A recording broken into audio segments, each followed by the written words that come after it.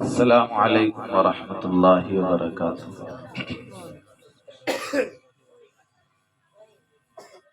ان الحمد للہ والصلاة والسلام علی رسول اللہ صلی اللہ تعالی علیہ وعلی آلہ وصحبہ وبارک وسلم۔ اما بعد فقد قال النبی صلی اللہ علیہ وسلم: اذا مات الانسان انقطع عنه عمله الا من ثلاث: من صدقة جاریة او علم ينتفع به او ولد صالح يدعو له، او كما قال علیہ الصلاۃ والسلام۔ بزرگوں اور دینی بھائیوں، سب سے پہلے میں شکریہ ادا کرتا ہوں مدرسہ حاضہ کے محتمم اور ذمہ دار جناب بھائی محمد ناظم صاحب کا، جنہوں نے مجھ حقیر کو اس عظیم محفل میں حاضری کا موقع عنایت فرمایا۔ اللہ پاک ان کی توقعات پر مجھ کو پورا اترنے کی توفیق عطا فرمائے۔ ساتھ ہی ساتھ مدرسے کے اساتذہ قاری محمد تسلیم صاحب، قاری محمد عادل صاحب اور دیگر ذمہ داران جو یہاں تشریف رکھتے ہیں، جن کی محنت سے، کوشش سے یہ خوبصورت محفل قرآن کریم کی نسبت پر سجی ہے، اللہ پاک ان سب کی کوششوں کو اور کاوشوں کو قبول فرمائے۔ مجھے یہ بتلایا گیا ہے کہ ایک بچے کا قرآن کریم مکمل ہوا ہے، اس کی نسبت پر یہ پروگرام ہے، اور 15 منٹ اس حوالے سے گفتگو کرنی ہے۔ دو تین باتیں عرض کرنے کی کوشش کروں گا۔ سب سے پہلی بات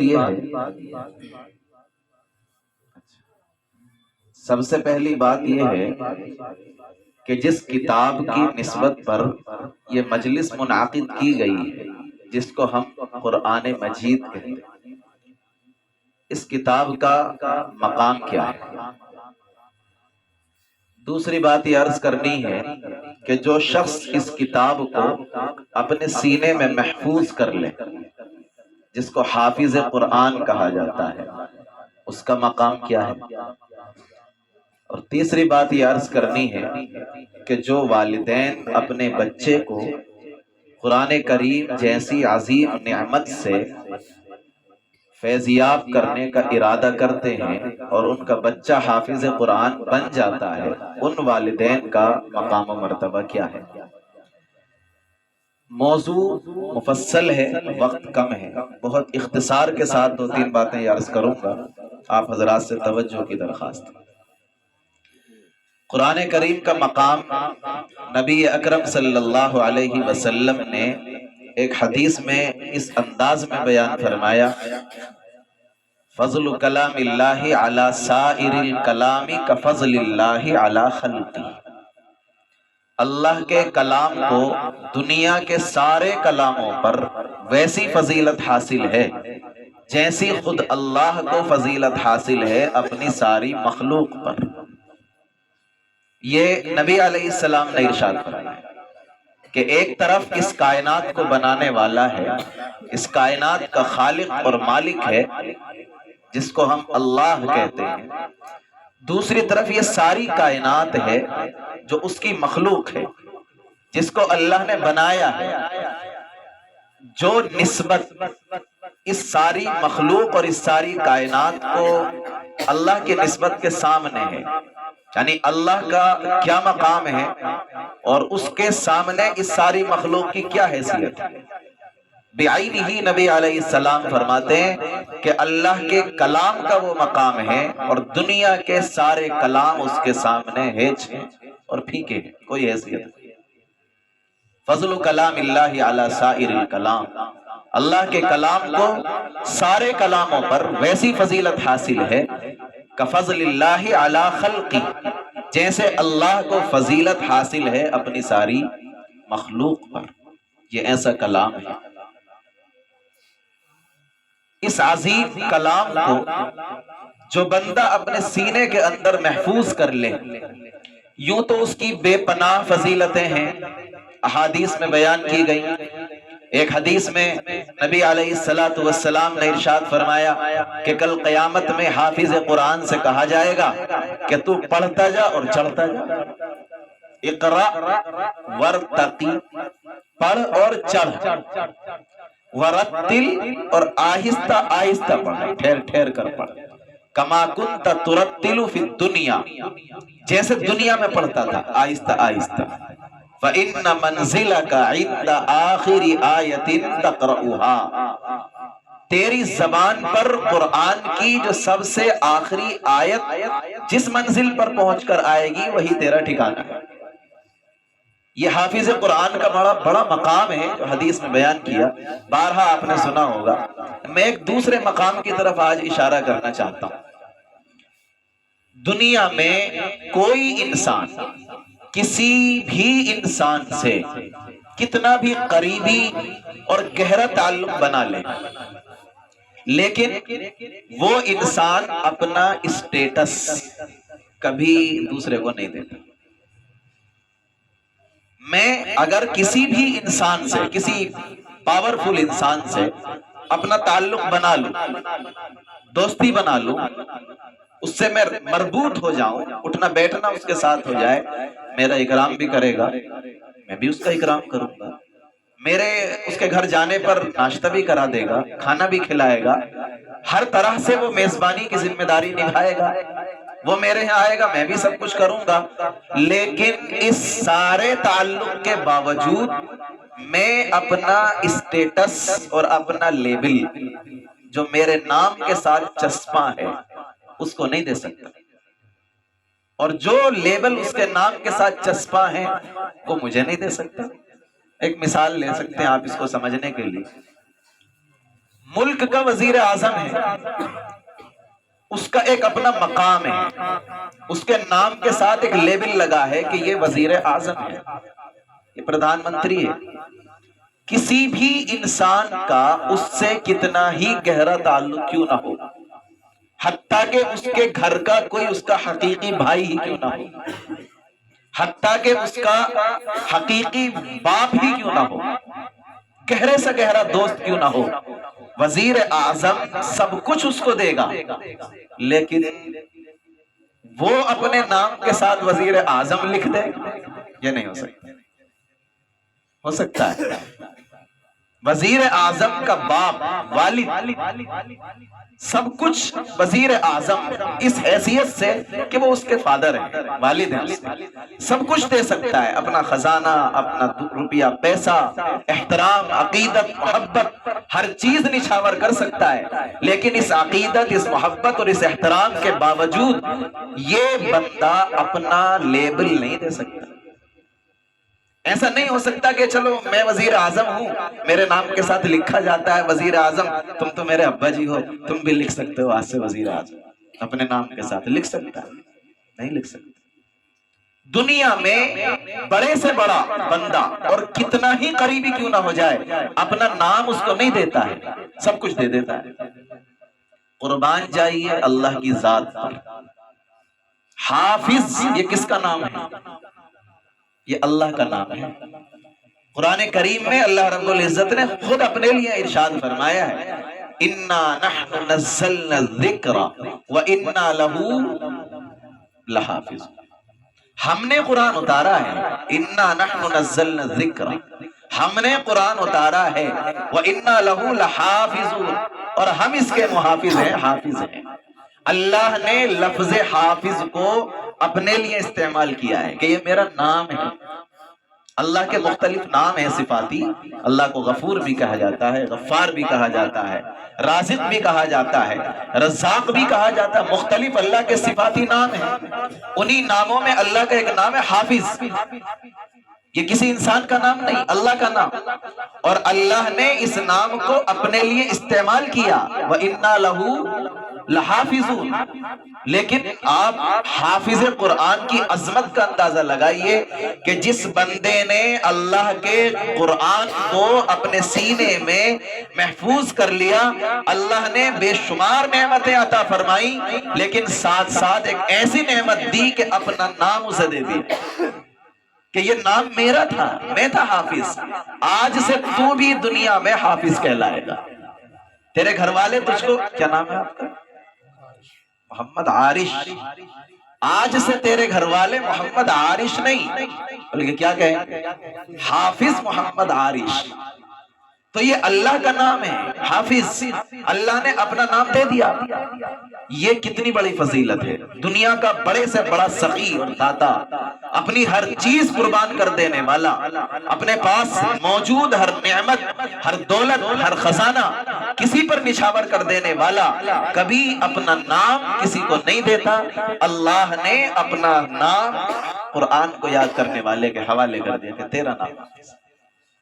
یہ ایک مختصر سی ایک فضیلت حافظ قرآن کی میں نے آپ کے سامنے رکھی، اتنا وقت نہیں، بہت تفصیلات میں۔ نمبر 3، والدین کا کیا مقام ہے؟ یہ خاص طور پر غور کرنے کی ضرورت ہے ان احباب کو، ہمارے ان بزرگوں اور بڑوں کو جو صاحب اولاد ہیں۔ والدین کی یہ بڑی ذمہ داری ہے کہ اپنے بچوں کو قرآن کی تعلیم سے جوڑیں۔ میں نے شروع میں ایک حدیث پڑھی ہے، نبی علیہ السلام نے ارشاد فرمایا، اذا مات الانسان، جب انسان مر جاتا ہے،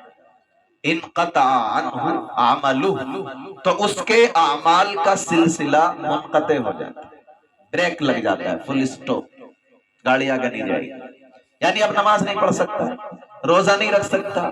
زکوٰۃ نہیں دے سکتا، کسی غریب فقیر مسکین کی مدد نہیں کر سکتا، کسی مدرسے کو ضرورت ہے تعاون کی تعاون نہیں کر سکتا، کچھ نہیں کر سکتا، گیا تو اس کے اعمال کا سلسلہ منقطع ہو گیا۔ اذا مات الانسان، جب انسان کا انتقال ہو گیا، انقطع عنہ عملہ، تو اس کے اعمال کا سلسلہ بھی منقطع ہو گیا۔ الا من ثلاث، حضور پاک صلی اللہ علیہ وسلم فرماتے ہیں 3 چیزیں ایسی ہیں کہ یہ دنیا سے چلا گیا مگر اس کے نامہ اعمال میں اضافہ ہو رہا ہے، ثواب بڑھتا چلا جا رہا ہے۔ باقی اب نماز نہیں پڑھ سکتا تو نماز کا ثواب نہیں ہے، روزہ نہیں رکھ سکتا روزے کا ثواب نہیں ہے، لیکن مر گیا،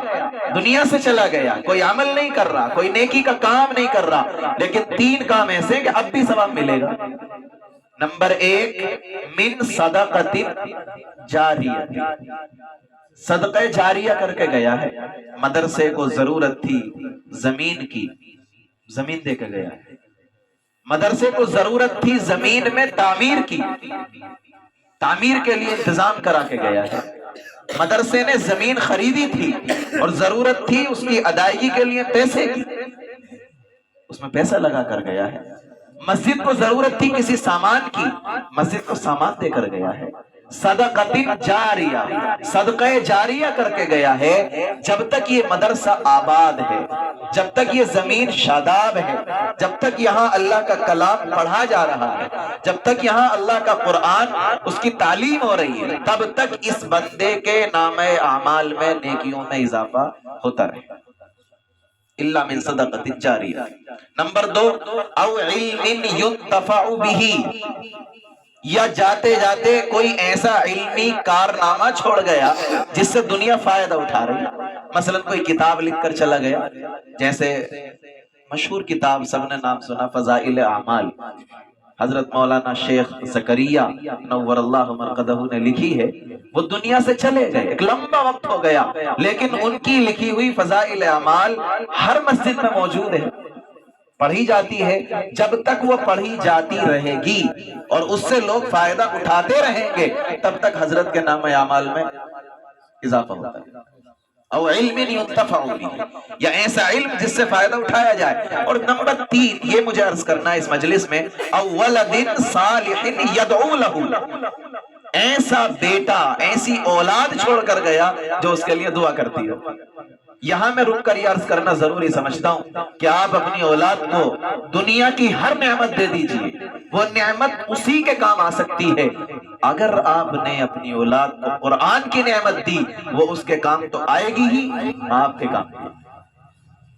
یعنی اگر آپ کسی بچے کو قرآن کا علم دے رہے، حافظ قرآن بنا رہے، تو صرف اس کا فائدہ نہیں ہو رہا،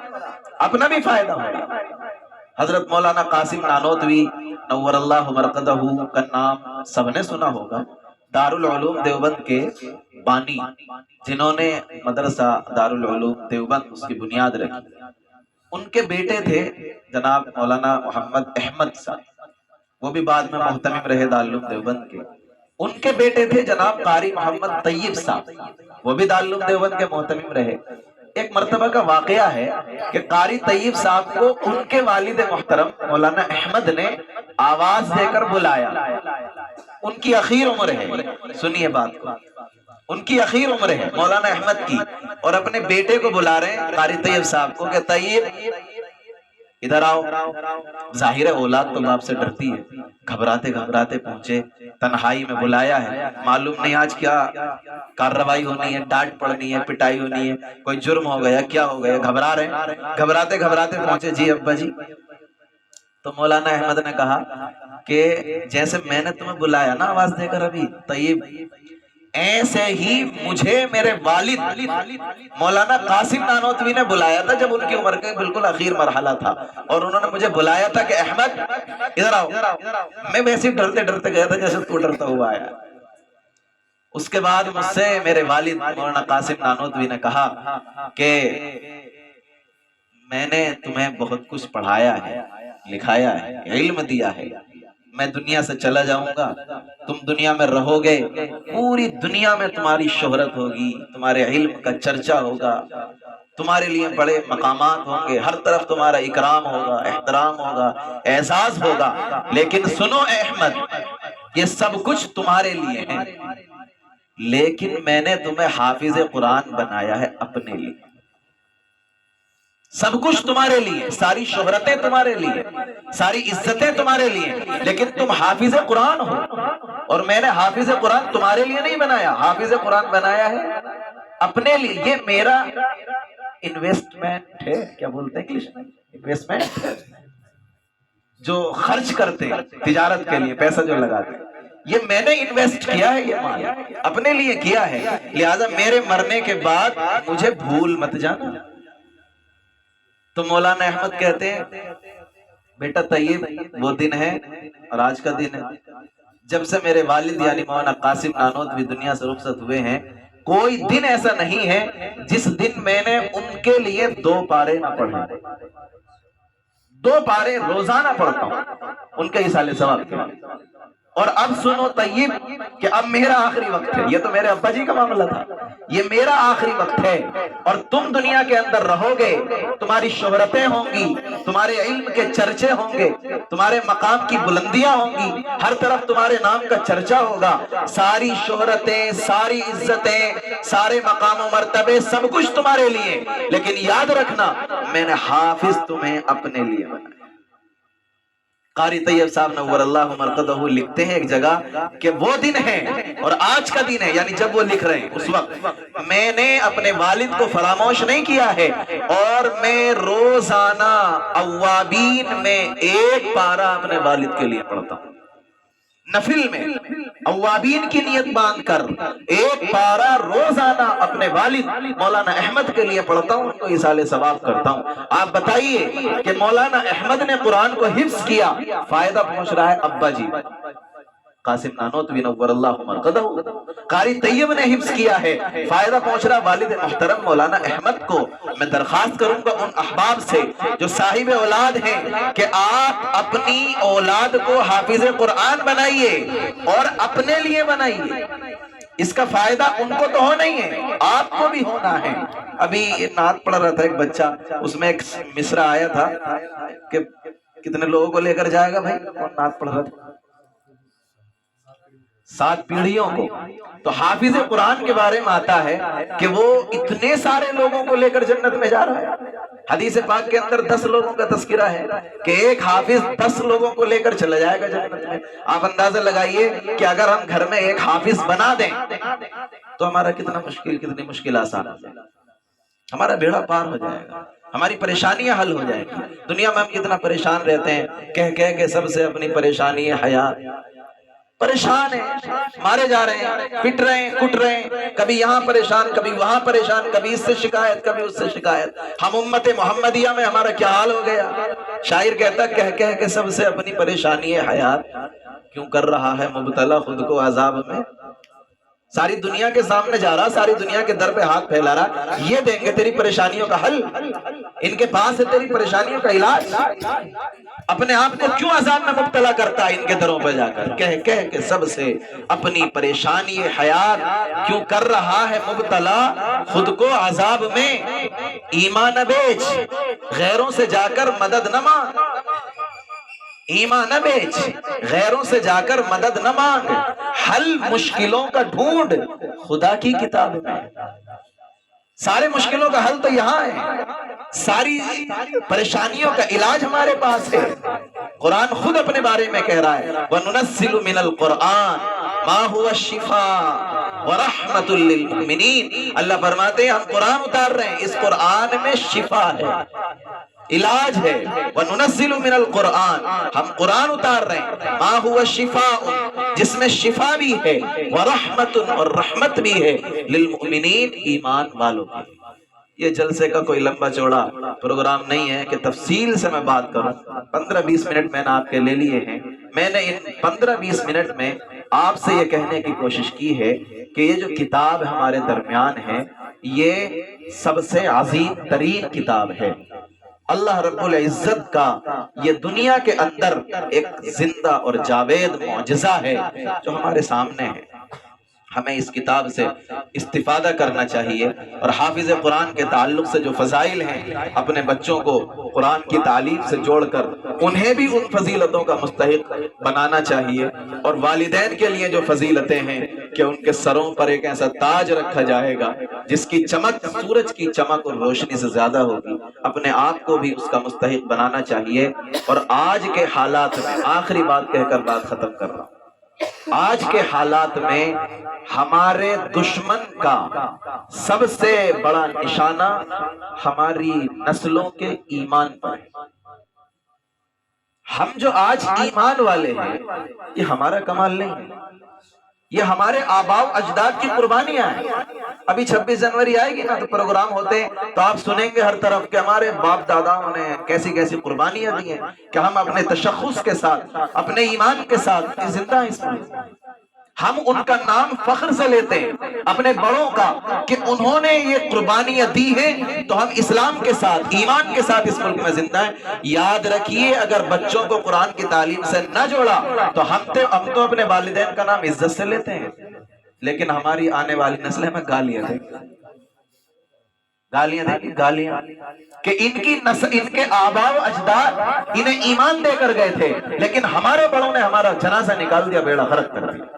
ان بچوں کے دلوں میں قرآنی تعلیم کو پیوست کر دیجئے، ان کے عقائد کو مستحکم کر دیجئے، ان کے دل اور دماغ میں اسلامی عقائد کو بٹھا دیجئے، قرآن کی تعلیم کو بٹھا دیجئے، اس کے بعد دنیا بھر کی تعلیم دیجئے۔ آپ ڈاکٹر بنائیے، انجینئر بنائیے، آپ کچھ بھی بنائیے، لیکن کہیں بھی بھیجنے سے پہلے ان کے دل کے اندر ایمان کی چنگاری کو جلا دیجئے۔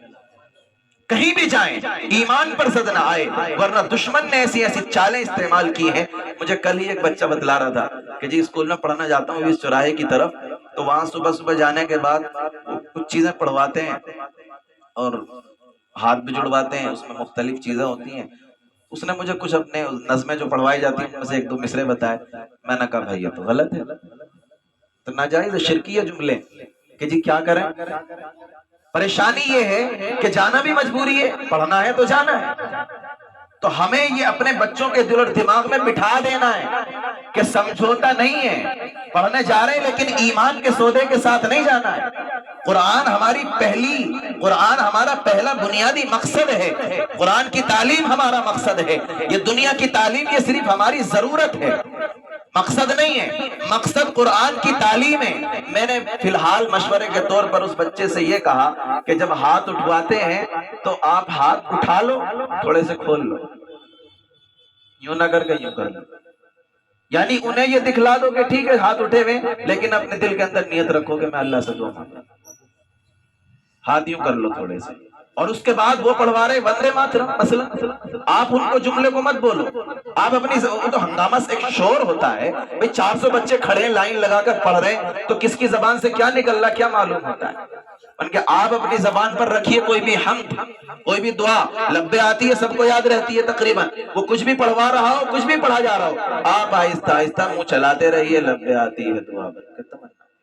اس کو پڑھتے رہیے۔ یعنی ہمیں یہ دکھلانا ہے کہ ہم ٹھیک ہے جا رہے ہیں، پڑھ رہے ہیں، دنیا کے علوم کو حاصل کر رہے ہیں، لیکن ہمارا ایمان یہ ہے۔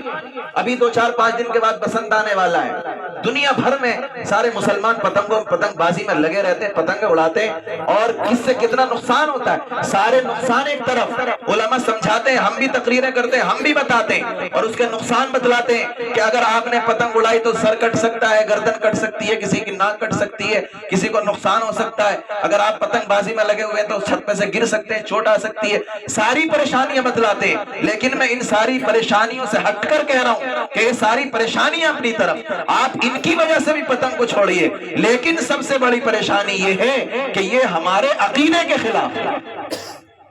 یہ نقصان اپنی جگہ کہ فضول خرچی ہے جی پتنگ اڑانے میں،